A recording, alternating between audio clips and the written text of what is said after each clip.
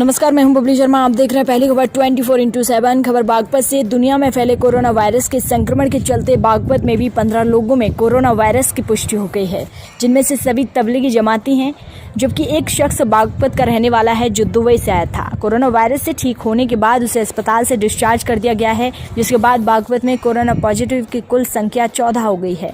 वहीं corona positive लोगों में एक शख्स तबलीगी नेपाली जमाती के संपर्क में आया मस्जिद का मुअज्जम है। अब जिला प्रशासन ने जनपद के करीब 45,000 लोगों की स्कैनिंग कराई है और सैकड़ों लोगों को क्वारंटाइन किया गया है। इसके साथ ही जनपद के 4 गांवों को हॉटस्पॉट चयनित कर उनकी सीमाओं को सील कर दिया गया है। जिलाधिकारी बागपत शकुंतला गौतम के मुताबिक सभी गांवों में 50 से ज्यादा डॉक्टरों की टीम तैनात की गई है और सील किए गए गाँव में जरूरत की चीजों की होम डिलीवरी कराई जा रही है। इसके साथ ही कई लोगों को जाँच के लिए भेजा गया है। वहीं लगातार जिलाधिकारी और एसपी इन हॉटस्पॉट चयनित गाँव में भ्रमण पर हैं और हर अपडेट पर नजर रखे हुए हैं। इसके साथ ही जिलाधिकारी ने गांव के सभी लोगों को लॉकडाउन का पालन करने की अपील की है। साथ ही उन्होंने सभी को हिदायत भी दी है कि अगर कोई लॉकडाउन का उल्लंघन करता मिला तो उसके खिलाफ कठोर कार्रवाई की जाएगी। बागपत से दानवीर सिंह की रिपोर्ट। कितने लोग स्क्रीनिंग करने की तैयारी है और कितने लोग स्क्रीनिंग अब तक हो गई? नहीं, देखिए, ये इन गांव के सभी लोग, आसारा में जो है वो 16,000 के करीब आबादी है और 22,000 की आबादी जो है लगभग आपके रटौल की आबादी है। इसके अतिरिक्त 4,500 की आबादी ओशिका में है। ऐसे ही 4,500-5,000 की आबादी जो है थल में। इन सभी घरों को एक बार स्क्रीनिंग पूरी तरह से कर ली गई है। जिस दिन से जमाती आए थे उसी दिन से हमने स्क्रीनिंग शुरू करा दी थी। घर घर का विवरण, कि घर घर का पूरा विवरण बनाए, कौन व्यक्ति ठीक है, इस समय स्वस्थ है या नहीं।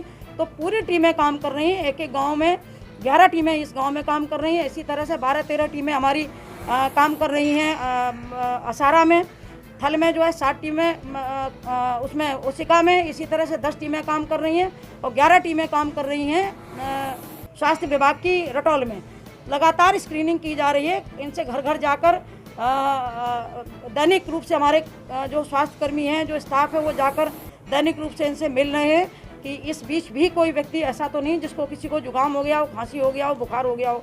तो दैनिक रूप से स्क्रीनिंग की जा रही है और दैनिक रूप से इनका जो स्वास्थ्य परीक्षण वो लोग देख रहे हैं। सील किए गए हैं, कितना फोर्स लगाया है, क्या व्यवस्था है सुरक्षा? देखिए, जैसे आपको पता होगा, दूसरे चरण में जो अभी कोरोना की हमारी लड़ाई चल रही है पूरे वैश्विक स्तर पे या पूरे देश के स्तर पे, उसमें दूसरे चरण में ये निर्णय लिया गया शासन के स्तर पर कि जहाँ से बड़ी संख्या में कोरोना पॉजिटिव लोग आए हैं उनको क्लस्टर बनाया जाए, उनको हॉट स्पॉट के रूप में चिन्हित किया जाए और लॉकडाउन की जो प्रक्रिया पूरे देश में पहले से प्रचलित है उसको और ज़्यादा मजबूती से वहाँ पर लागू करवाया जाए, जिससे कि किसी कांटेक्ट के माध्यम से वो संक्रमण प्रसारित ना हो, आगे ना बढ़े। उसको देखते हुए हमारे यहाँ 4 गांव भी ऐसे हैं जिनको हम लोगों ने सील की श्रेणी में रखा है। इसमें एक आसारा है, रटौल है, ओशिका है और चौथा गाँव जहाँ हम लोग खड़े हैं थल असरफाबाद। तो बाकी जो 3 गाँव हैं वहाँ से 4-4 व्यक्ति मिले हैं कोरोना पॉजिटिव और यहाँ थल असरफाबाद से 1 व्यक्ति मिले हैं। लेकिन उनकी जो कॉन्टैक्ट ट्रेसिंग है वो प्रक्रिया लगातार हमारे यहाँ चल रही है।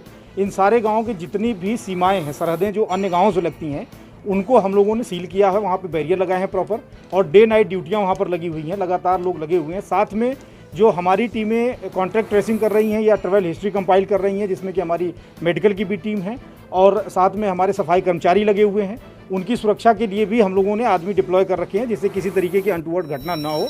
और लगातार हम लोग भी, डीएम साहब और हम बाकी अपनी पूरी टीम के साथ, जिसमें एडिशनल एसपी और एडीएम की अपनी टीम है, साथ में एसडीएम और सीओज हैं, उनकी टीम है, थानाध्यक्ष लेवल पे भी टीमें बनी हुई हैं। तो वो लगातार भ्रमणशील रह करके लोगों से ये अपील कर रहे हैं कि इस पूरी प्रक्रिया में मदद करें और जितने भी प्रोटोकॉल्स हैं उनको मेंटेन करें, अर्थात सोशल डिस्टेंसिंग को मेंटेन करें। जो हाथ की सफाई लगातार करनी है, हाथ की सफाई लगातार करें। अपने घरों में भी लोग एक दूरी बना के रखें और अगर कोई व्यक्ति संक्रमित है या ऐसी संभावना है कि ये व्यक्ति संक्रमित हो सकता है तो वो स्वतः आकर के अपनी जानकारी दे। हम लोगों ने कुछ गांव में ऐसा भी किया कि वहाँ पर पोस्टर के माध्यम से भी लोगों से अपील की कि भाई अगर कोई व्यक्ति छुपा है तो वो अपने आप को छुपाए नहीं, क्योंकि इसके बारे में शासन बहुत ही ज़्यादा संवेदनशील है कि अगर अब कोई व्यक्ति छुपा हुआ पाया जाता है तो उस पर कठोर कार्रवाई की जाएगी। साथ में जो वहाँ के लोकल प्रशासन के लोग हैं, अगर वो फेल होते हैं उनको प्रोक्योर करने में, निकालने में, तो उनके खिलाफ भी कठोर कार्रवाई की जाएगी।